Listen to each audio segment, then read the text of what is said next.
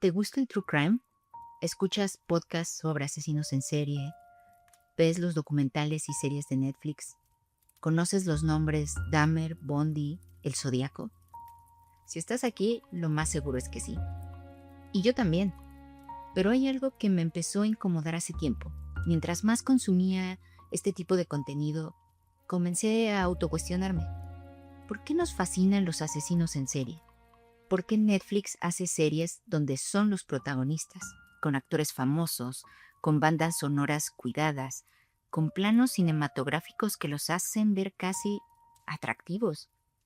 ¿Estamos glamorizando a los criminales? Bienvenidos a Detrás de ti. Soy Ceci Méndez y hoy quiero hacer autocrítica.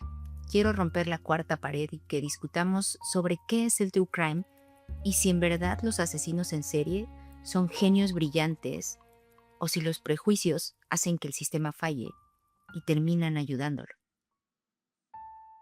Creo que comencé a escuchar podcasts de true crime hace años, quizá con Serial, el podcast que en 2014 prácticamente inventó el género tal como lo conocemos hoy, con más de 300 millones de descargas en su primera temporada.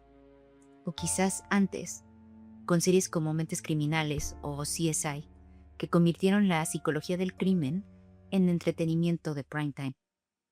Lo que es cierto es que la fascinación viene de lejos. El New York Times publicó su primera cobertura detallada de un asesino en serie en los años 1800, Jack el Destripador. Él fue el primero en volverse famoso globalmente. La diferencia es que ahora tenemos Netflix, Spotify y TikTok para amplificarlo.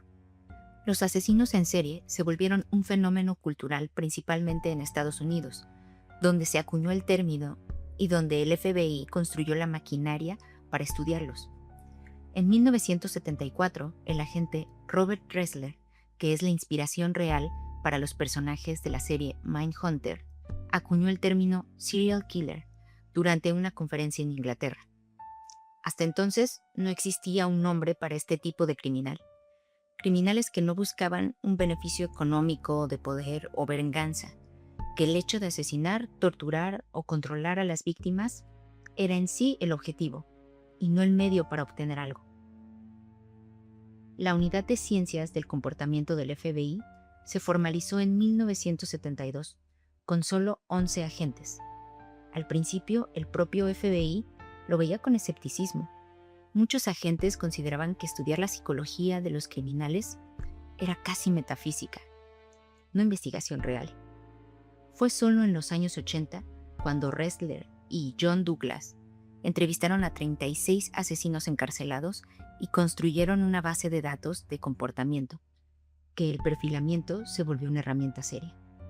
Y me resultaba, y aún me parece, fascinante el análisis de la mentalidad, la psicología de personas que cometen estos crímenes, principalmente para entender cómo son, quiénes son, cómo pueden cometer actos tan atroces, para responder a la eterna pregunta que atormenta a la humanidad.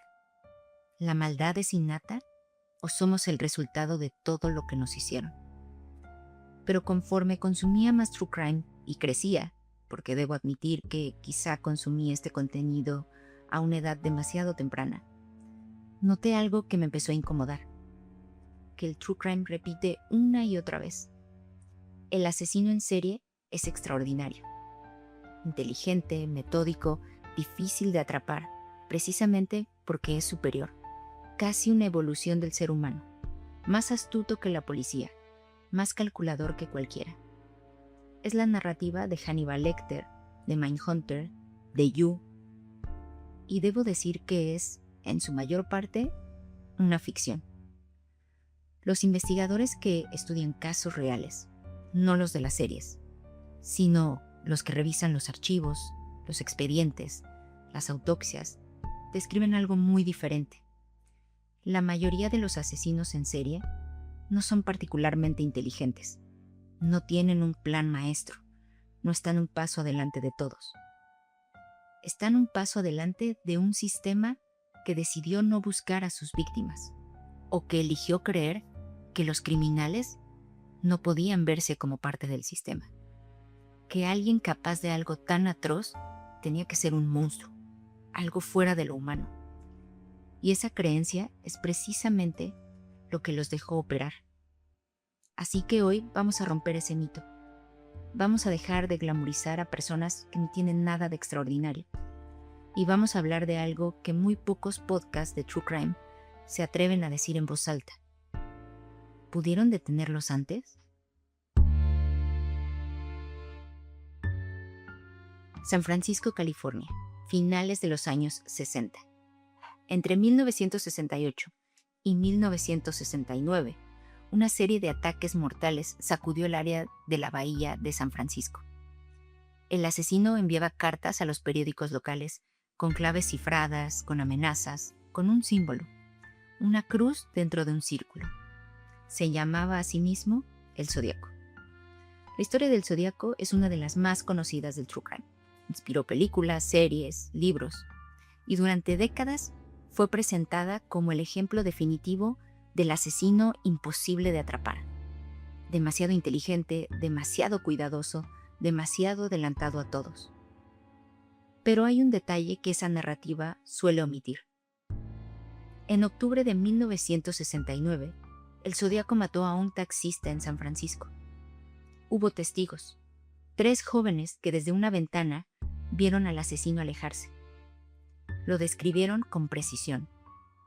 Hombre, blanco, de entre 35 y 45 años, complexión robusta, cabello castaño rojizo, con corte de cabello militar, lentes de armazón gruesa. El oficial que llegó al lugar llamó a la central con esa descripción. Pero lo que se transmitió por radio a todas las patrullas fue diferente. Buscaban un sospechoso de raza negra. Ni siquiera con lentes o decían el corte de cabello. Simplemente buscaban a un hombre afroamericano. 2 oficiales que patrullaban la zona se cruzaron minutos después con un hombre blanco que coincidía exactamente con la descripción original. Complexión robusta, cabello castaño, lentes. Lo vieron, hablaron con él y lo dejaron ir porque la descripción que tenían en la radio decía que buscaban a alguien más. Ese hombre nunca fue identificado y el Zodíaco nunca fue capturado. Este caso no es solo la historia de un asesino que nadie pudo atrapar. Es la historia de una investigación que tuvo el asesino a 2 metros de distancia y lo dejó ir, lo dejó pasar porque la radio dijo que era de otra raza. Y aquí hay algo más que vale la pena nombrar. Cuando el FBI empezó a desarrollar el perfilamiento criminal en los años 70, uno de los primeros sesgos identificados en las investigaciones policiales era precisamente este: la tendencia a asumir que los criminales violentos debían ser hombres de color, de clase baja, con historial delictivo. El Zodíaco era blanco, vivía en los suburbios, llevaba una vida ordinaria, exactamente el perfil que los prejuicios del sistema hacían imposible ver. El Zodíaco nunca fue identificado y actualmente el caso permanece oficialmente abierto. No porque fuera un genio, sino porque la investigación se fue en la dirección equivocada. Milwaukee, Wisconsin, 1978 a 1991. Jeffrey Dahmer mató a 17 personas. Abusó sexualmente de ellas, las torturó, las mutiló, practicó canibalismo con sus restos. Cuando fue detenido en 1991, la evidencia en su apartamento era tan brutal, tan absolutamente inhumana, que varios de los policías que entraron necesitaron atención psicológica después. La narrativa dominante sobre Dahmer es la del monstruo fascinante. Hay una serie de Netflix con un actor famoso interpretándolo. Hay documentales, podcasts, miles de horas de contenido que exploran su psicología, su infancia, sus métodos. Hay mucho menos contenido sobre esto. De sus 17 víctimas, 14 eran hombres racializados, en su mayoría hombres negros y asiáticos. Sus edades iban de los 14 a los 32 años. Muchos vivían en situación de vulnerabilidad económica extrema, en orfandad o con adicciones. Algunos ejercían el trabajo sexual para sobrevivir. Dahmer no los elegía al azar. Los elegía porque sabía, con una claridad que no requería ningún genio particular, que cuando desaparecían nadie los buscaría con urgencia. Y tenía razón. En mayo de 1991, un niño de 14 años, de origen laosiano, llamado Conerak Sintasofone, escapó del apartamento de Dahmer. Estaba desorientado, drogado, apenas vestido. 2 mujeres del barrio lo encontraron en la calle y llamaron a la policía. Cuando los agentes llegaron, Dahmer los tranquilizó. Les dijo que Sintasofone era su pareja, que habían tenido una pelea de novios, que estaba borracho. La policía no verificó su edad, no llamaron a los servicios médicos, no revisaron el apartamento, no hicieron ninguna pregunta adicional. Devolvieron al niño con Dahmer y se fueron. Esa noche, Dahmer lo mató. Las mujeres que llamaron, Nicole Childress y su tía, Glenda Cleveland, dijeron después que intentaron explicar a los agentes que el niño parecía estar en peligro. Cleveland llamó a la estación de policía después de que los oficiales se fueran y le dijeron que era un asunto entre novios. Dahmer mataría a 5 personas más después de esa llamada ignorada. ¿A quién le iban a creer? ¿A un hombre blanco, con trabajo, que hablaba con coherencia y acento nativo? ¿O a 2 mujeres negras en un vecindario empobrecido de inmigrantes y personas marginadas? Dahmer lo aprendió con cada víctima, con cada vez que el sistema eligió mirar hacia otro lado. Y el sistema tuvo muchas oportunidades de ver lo que pasaba. Su apartamento apestaba. La vecina Pamela Bass le decía regularmente: Jeff, algo vuelve a apestar. Él siempre explicaba que era carne podrida en el congelador. Le creyeron, porque sospechar de algo más quizá era demasiado aterrador. Su abuela, con quien vivió varios años antes de mudarse al apartamento, olió descomposición en el sótano, donde él dormía, y encontró evidencias. Prefirió pedirle que se mudara antes de hacer preguntas. El ejército lo dio de baja por comportamiento errático y alcoholismo. Sus propios familiares notaban que algo no estaba bien. En 1989 fue arrestado y condenado por abuso sexual de un menor, el hermano mayor de Conerak Sintasofone. Fue sentenciado a 1 año en un programa de trabajo comunitario y puesto en libertad condicional. Mientras estaba en libertad condicional, mató a 12 personas más. No era un genio. Era un hombre al que el sistema le dio una y otra vez el beneficio de la duda, que nunca le dio a sus víctimas. Era además un hombre homosexual, operando en una época donde la epidemia del VIH dominaba la narrativa de la comunidad LGBT. Era una enfermedad con la que era mejor no lidiar, no acercarse a esas comunidades. Colombia, Ecuador, Perú, 1969 a 1980. Pedro Alonso López es, según los registros, uno de los asesinos en serie con más víctimas confirmados en la historia. Confesó más de 300 asesinatos.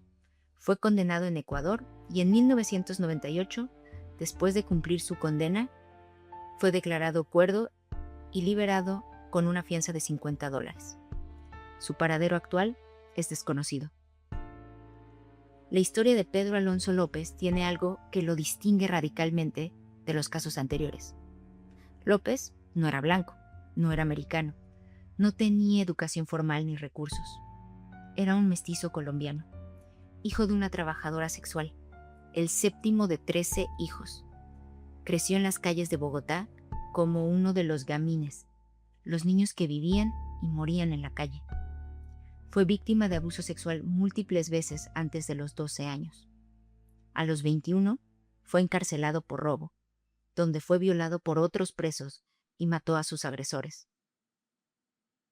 Si seguimos la narrativa del asesino en serie brillante, Pedro no la cumple, y sin embargo mató a más de 300 personas, principalmente niñas. ¿Cómo? No con inteligencia excepcional, con algo mucho más simple. Eligió víctimas que el Estado latinoamericano había decidido que no valía la pena buscar, en regiones que no eran prioridad. López lo dijo explícitamente cuando fue capturado.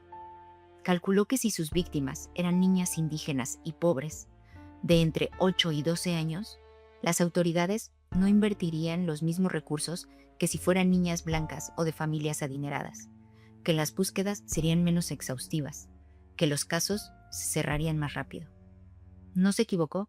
Entre 1978 y 1980, cientos de niñas desaparecieron en Colombia y Ecuador. La policía lo atribuyó al creciente problema de trata de personas. Nadie investigó la posibilidad de un asesino en serie, porque las víctimas no merecían esa inversión. La primera vez que fue capturado no fue por la policía, fue por una comunidad indígena en Perú, que lo atrapó cuando intentaba raptar a una niña de 9 años. Lo sometieron a su propia justicia, lo ataron y casi lo entierran vivo. Una misionera intervino y lo entregó a las autoridades peruanas.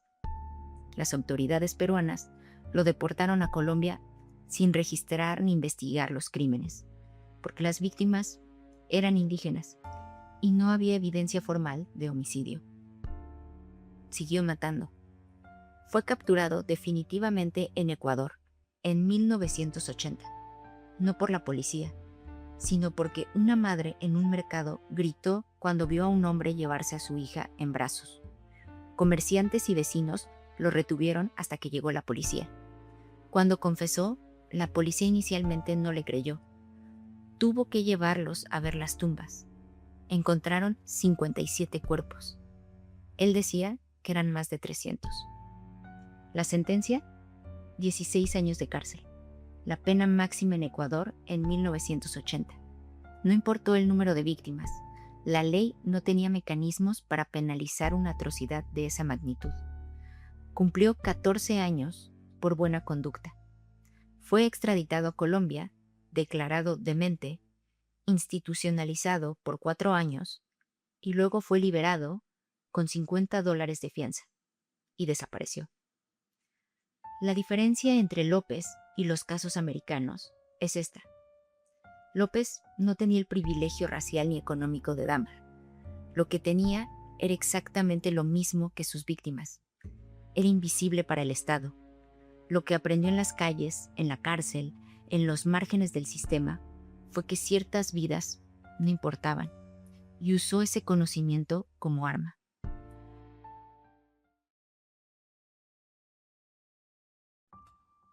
Tres casos, 3 países, 3 décadas. El Zodíaco operó porque la investigación tenía sesgos raciales que la desviaron desde el principio. Dahmer operó porque sus víctimas eran hombres racializados, homosexuales y vulnerables que el sistema no buscó con urgencia. Y porque cuando una víctima escapó, la policía se lo devolvió. Pedro Alonso López operó porque calculó correctamente que el Estado latinoamericano no daría el mismo valor a la vida de niñas indígenas pobres. Ninguno de los tres era un genio. Los tres entendieron algo sobre cómo funciona el sistema. Entonces, ¿por qué el true crime los presenta como genios o como monstruos? Porque si son genios, la explicación de por qué no los atraparon es reconfortante. Eran demasiado buenos, imposibles de detener. No hay nada que nadie pudiera haber hecho diferente. Y si son monstruos, no son humanos. Reconforta la idea de que alguien que se ve como tú o como yo jamás podría cometer algo así. Porque si alguien que se ve como yo puede hacer algo así, entonces nadie es de fiar. Pero si no son genios ni monstruos, si son hombres ordinarios que operan porque el sistema ignoró a sus víctimas, entonces la pregunta se vuelve insoportable. ¿Quién falló y por qué? No admires al asesino en serie. Analiza los errores que hubo en la investigación. Cuestiona qué proceso falló. Pregúntate qué se hizo para evitar que se repita. Y sobre todo, recuerda a las víctimas. personas que no solo fueron asesinadas. Sus asesinos operaron de la manera más ruin y cobarde. El zodiaco se cubría la cara, atacaba de noche por sorpresa y disparaba sin advertencia, escondido, sin dar oportunidad a defenderse. Dahmer abusaba de hombres y adolescentes más jóvenes, más pequeños, en situación de necesidad, muchas veces drogados, incapaces de resistir a su fuerza, sin olvidar que tuvo entrenamiento militar. Pedro Alonso López atacaba a niñas de 8 a 12 años, que confiaban en un extraño que les ofrecía trabajo o regalos, que no tenían ni la mitad de su fuerza física. Ninguno enfrentó a nadie de igual a igual. Ninguno tenía nada de extraordinario. Vuelvo a la pregunta del principio. ¿Por qué nos fascinan los asesinos en serie? Creo que hay varias respuestas honestas. La adrenalina, la curiosidad sobre la mente humana en sus extremos, la ilusión de entender algo oscuro y controlarlo desde la distancia segura de un podcast o una serie. Y creo que hay una respuesta más incómoda, porque la industria del true crime ha construido un producto extraordinariamente entretenido alrededor de estas historias. Y ese producto funciona mejor cuando el protagonista es fascinante. Un sistema racista que ignora a las víctimas equivocadas es deprimente y difícil de digerir, justo como este episodio que acabas de escuchar. Lo siento. No quiero decir que yo tengo una solución para esto. Sigo consumiendo y hablando de true crime. Sigo encontrando estos casos fascinantes e importantes. Pero creo que hay una diferencia entre consumir estas historias para entretenerme y consumirlas para entender, aprender y cuestionar. Este fue el episodio 10 de Detrás de ti. ¿Tú qué opinas? ¿Crees que es válido el true crime? ¿Cómo podemos hablar de estos casos siendo más responsables, centrando a las víctimas en lugar de glamorizar a los criminales? Déjanos tus comentarios en Spotify o YouTube. Y recuerda, cuando estés solo o sola, siempre mira detrás de ti.